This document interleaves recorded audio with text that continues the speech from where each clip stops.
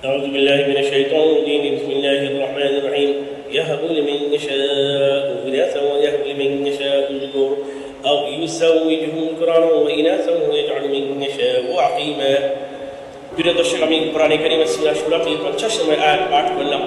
এই আয়াতের মধ্যে আল্লাহ সুবহানাহু ওয়া তাআলা বলেছে, আমি যাকে ইচ্ছা করি কন্যা সন্তান দান করি এবং যাকে ইচ্ছা করি ছেলে সন্তান দান করি, এবং যাকে ইচ্ছা করি কন্যা এবং ছেলে সন্তান উভয়ে দান করি, এবং যার ব্যাপারে আমি ইচ্ছা করি না কন্যা সন্তান না ছেলে সন্তান দান করি তাকে আমি বাজ রাখি। আল্লাহ সুবহানাহু ওয়া তাআলা যার বাড়িতে কোনো সন্তান যদি আল্লাহ তাআলা দেয়, এটা বহুত বড় নিয়ামত।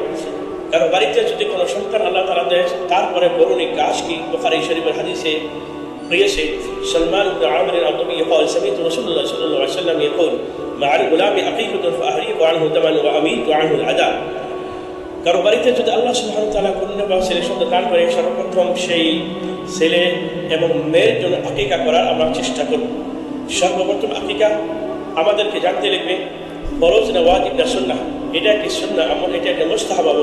কেউ যদি কোনো ছেলে বা কোনো বাচ্চার পক্ষ থেকে তার মা বাবা আকিকা করতে চায়, আকিকা করার মাধ্যমে অনেক ফজিলত রয়েছে।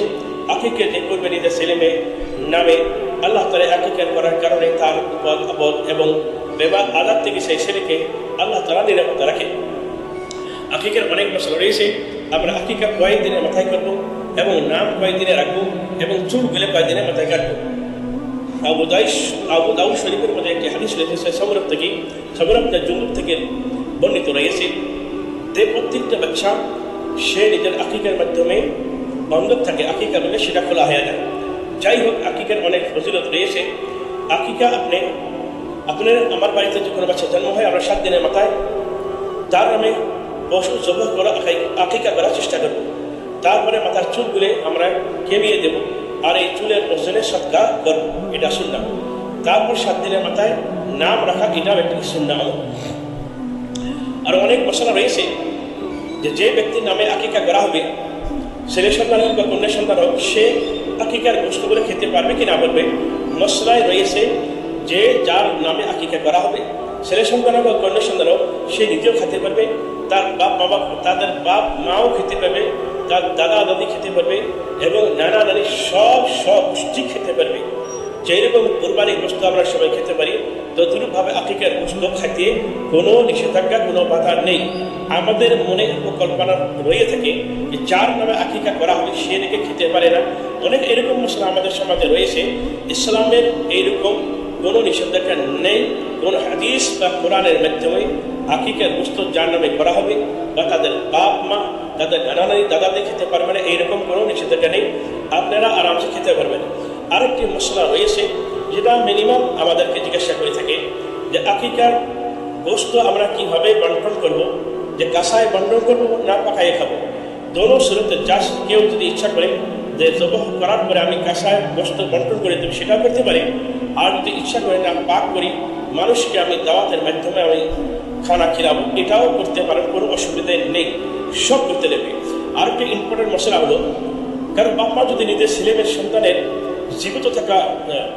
নিজের বাপ মাও জীবিত থাকা অবস্থায় তার ছেলেমেয়ের নামে আকিকা করতে পারে নেই কে, তারপরে যদি সে বড় হয়, যদি সে অনেক টাকা পয়সার মালিক হয়ে গেছে, হয়তো বাপ মা অভাব অনাটনের কারণে নিজের ছেলেমেয়ের আকিকা করতে পারে নাকি, আল্লাহ তাআলা ছেলেমেয়েকে অনেক টাকা দিয়েছে, সে যদি নিজের আকিকা করতে চায়, করতে পারবে কিনা পারবে, ইনশাআল্লাহ মশলায় রয়েছে নিজের আকিকা আপনারা আরামসে করতে পারবেন।